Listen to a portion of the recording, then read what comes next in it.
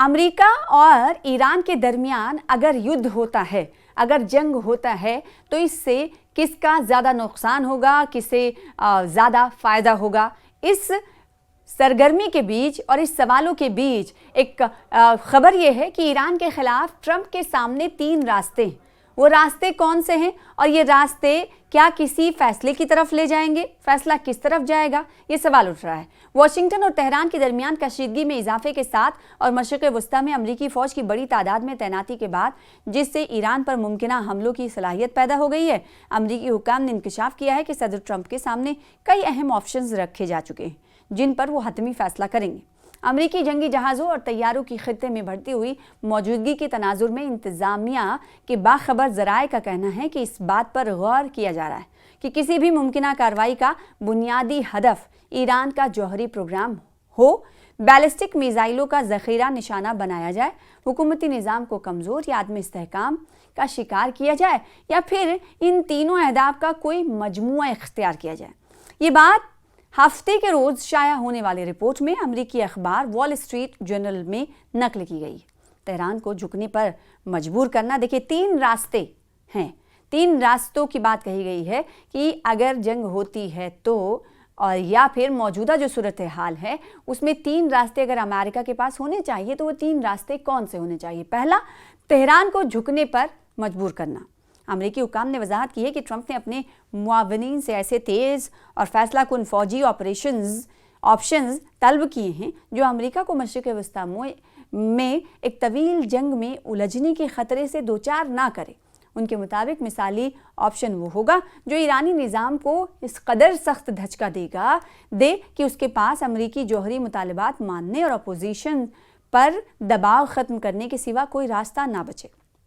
اس کے ساتھ ہی حکام نے اندیا دیا کہ ایک ایسی تعزیری بمباری مہم پر بھی بات چیت ہو رہی ہے جو ایرانی حکومت کے خاتمے کا سبب بن سکتی ہے۔ اور دوسرا، ٹرمپ دانستہ طور پر ابہام برقرار رکھے ہوئے ہیں۔ ذرائع کے مطابق ٹرمپ اور ان کی ٹیم نے اس امکان پر بھی غور کیا ہے کہ فوجی طاقت کے استعمال کی دھمکی دے کر ایران سے سفارتی رعایتیں حاصل کی جائیں۔ تاہم امریکی انتظامیہ کے ایک اعلیٰ عہدیدار نے بتایا ہے کہ اگر ٹرمپ بارہا یہ کہہ چکے ہیں کہ ایران کو جوہری ہتھیار حاصل کرنے کی اجازت نہیں دی جا سکتی، لیکن اس کے باوجود وہ اپنے اسٹریٹجک اہداف اور فوجی سوچ کو دانستہ طور پر مہم میں رکھے ہوئے ہیں۔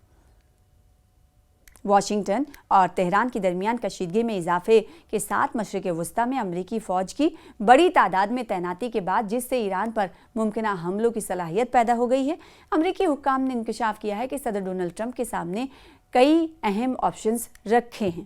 اور آخری آپشن یہ کہ امریکہ جنگی جہازوں طیاروں کو خطے میں بڑھتی ہوئی موجودگی کے تناظر میں انتظامیہ کے باخبر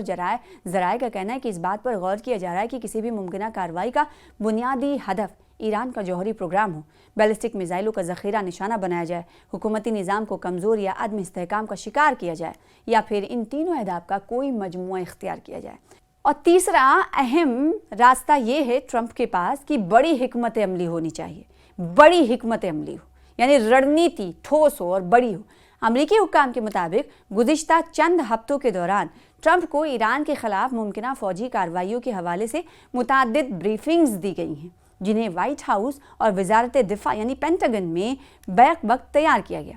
ان میں ایک آپشن وہ ہے جسے بڑی حکمت عملی کہا جاتا ہے، جس کی ہم بات کر رہے ہیں، جس کے تحت ایرانی نظام اور پاسداران انقلاب سے منسلک تنصیبات پر وسیع پیمانے پر بمباری کی جا سکتی ہے۔ دیگر آپشنز میں نسبتاً محدود نوعیت کی کارروائیاں بھی شامل ہیں جن کے ذریعے نظام کے علامتی تنصیبات کو نشانہ بنایا جائے۔ اگر تہران ٹرمپ کو مطمئن کرنے والے کسی معاہدے پر آمادہ نہ ہوں تو حملوں میں اضافے کی گنجائش برقرار رکھی جائے۔ جہاں تک ایرانی سپریم لیڈر علی خامنئی کو نشانہ بنانے کا تعلق ہے، جیسا کہ وینزویلا کے صدر نکولس مادورو کے خلاف کی گئی کارروائی، تو حکام کے مطابق ایران میں یہ عمل کہیں زیادہ مشکل ہے کیونکہ وہاں قیادت کے تحفظ کے لیے سخت سیکیورٹی انتظامات ہیں اور دارالحکومت ساحلی علاقوں سے کہیں اندر واقع ہے۔ امریکی عہدیداروں نے اس بات پر بھی زور دیا ہے کہ اگر خامنئی کو ہٹا بھی دیا جائے تو اس بات کی کوئی ضمانت نہیں کہ ان کے بعد آنے والی حکومت امریکہ کے لیے زیادہ دوستانہ ہوگی۔ بعض حکام کا خیال ہے کہ اس صورت میں پاسداران انقلاب کا کوئی اعلیٰ کمانڈر اقتدار سنبھال سکتا ہے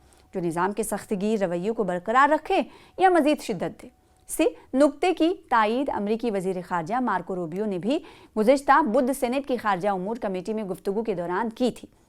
उनका कहना था कि मुझे नहीं लगता कि कोई भी इस सवाल का सादा जवाब दे सकता है कि ख़ामनई के हटने और निज़ाम के ख़ात्मे के बाद ईरान में क्या होगा। यूँ आलमी, इलाक़ाई और बैनुल-अक़वामी सतह पर शदीद तशवीश और बेचैनी के आलम में दुनिया इस फैसले की मुंतज़िर है जो ट्रंप इस मोहलत के ख़ात्मे के बाद कर सकते हैं, जिसकी मुद्दत के बारे में खुद ट्रंप के बकौल सिर्फ ईरानी हुक्काम ही आगाह हैं।